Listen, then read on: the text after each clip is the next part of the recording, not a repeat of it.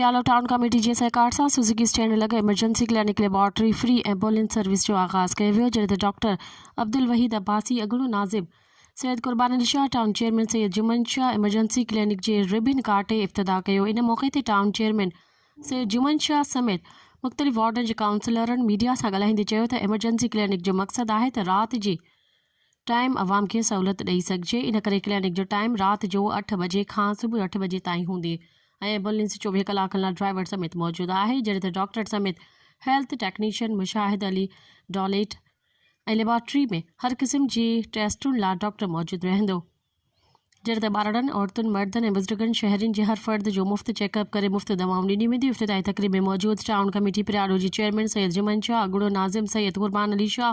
Counsellor हाजी मुनव्वर अहमद बलोच, सजाद मीरानी समेत शहरियुनि ॻोठाणनि वॾी अंग में शिरकत कई। मज़ीद ख़बरनि ऐं तफ़सीलात लाइ विज़िट कयो असांजी वेबसाइट www.awamiNewsHD.com ऐं ॾिसंदा रहो अवामी न्यूज़ HD।